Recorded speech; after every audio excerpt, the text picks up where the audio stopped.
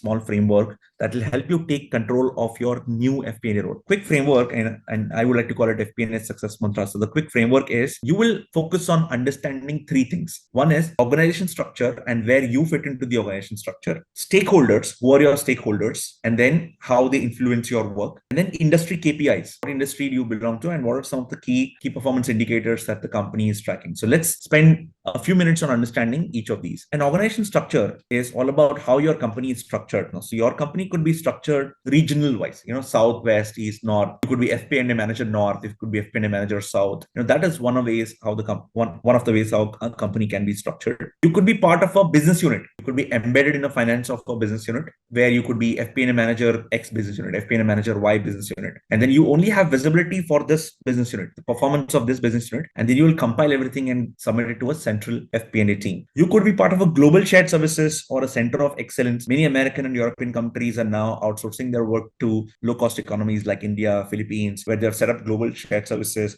global centers of excellence. So you could be one of the FP&A analysts, or you could be FP&A manager sitting here in global shared services in India, and your stakeholder could be sitting somewhere in the US, Europe, somewhere. Or it could be the other way around. So you could be sitting as a FP&A manager in the UK or US, and your team of analysts could be based on the shared services as well. So that is also a possibility. Then the other one is project-wise or client-wise kind of roles. Think about examples of a interior design firm, an architecture firm, or a software company for that matter. There you may be handling certain project-level finances, or you could be handling certain client-level finances or cluster of clients put together. You will be looking at revenue, profitability, projected costs for all the either at the project level or at the client level or a cluster of client levels as well, right? So that is these are the four broad options available, and you could be in one of these kind of roles as well, or you could be in a central FP&A team where you're coordinating with either the region, SBU, global shared services, or project or a client-based finance team as well. The reason why this is important is that where you fit into the organization will tell you how much power you have. On many occasions, my role was like a FP&A manager kind of a role. Frequently, I was required to talk to the VPs and the SVPs in the company and talk to them about projected financials, understand what's happening on the client, projected costs, all of those things I used to discuss. Where you fit into the organization will also help you understand what is this kind of soft power that you command. Are you able to interact with the senior management staff,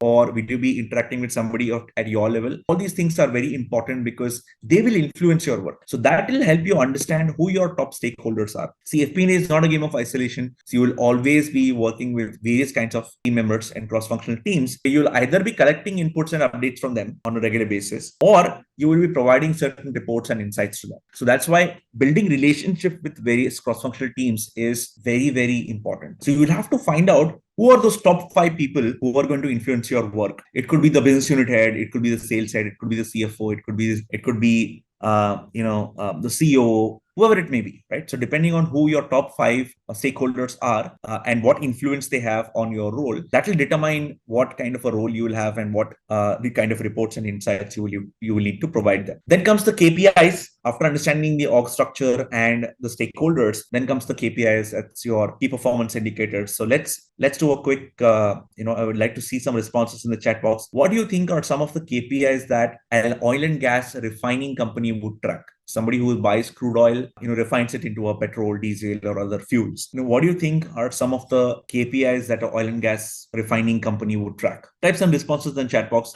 Don't Google, don't do ChatGPT, and also just whatever comes to your mind, go with your instinct. Oil and gas index, crude oil prices, finished oil prices, finished product prices. There are agencies who publish pricing reports in oil and gas sector. Currency influence, yes, that's important because if you're importing a lot of crude oil, then your costing will significantly vary with currency fluctuations. Oil reserves. See, oil reserves is a general comment. So I'm looking for a KPI. What is that indicator that the company would track? No, demand and supply is a very general comment. So what is the indicator that the company would track? Let's move to the next sector, software. What do you think a software company would be tracking? Software services company. What are some of the KPIs that a software services company would be tracking? Software as a service. You are the CFO of a SaaS company. What are you going to track? What are some of the things that you would be tracking? Number of users, number of active users, daily active users, monthly active users, all of that stuff. Bug rates or defaults or number of times the app was down. Some of the KPIs that an oil and gas refining company would track is something called as a gross refining margin. That is simply your selling price minus your cost of crude oil. That's your gross refining margin.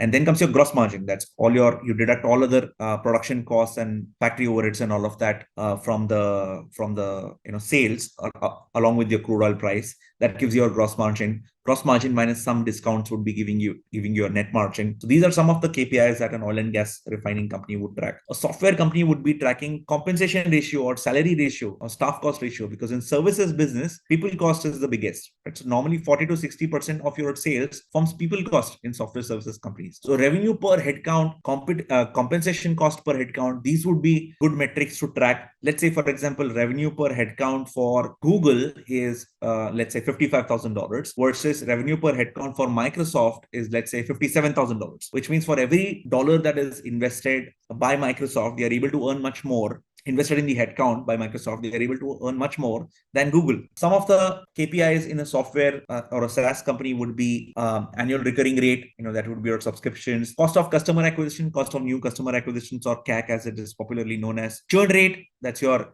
rate at which you're gaining net new subscribers, your number of new subscribers minus subscribers dropping off, right? So that's your churn rate. So these are some of the metrics that you could be tracking. All of these might not be your industries, but the reason that we are discussing this is because once you understand which industry you belong to, you will have to try and understand what are some of the KPIs that your company is tracking.